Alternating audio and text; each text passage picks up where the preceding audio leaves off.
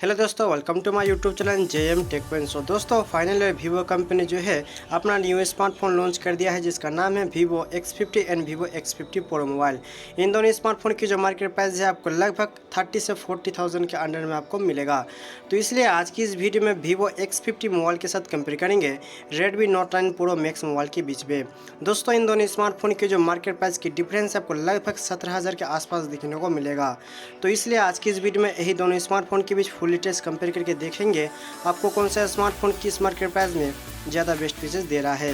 दोस्तों अगर इन दोनों स्मार्टफोन के बीच फुल डिटेल्स कंपेयर वीडियो आप लोगों को पसंद आता है तो प्लीज़ लाइक शेयर कमेंट जरूर करना, और भाई का यूट्यूब चैनल है तो प्लीज़ सब्सक्राइब करके बेल घंटी जरूर बजा देना। सो दोस्तों चलो स्टार्ट कर लेते हैं आज का यह वीडियो।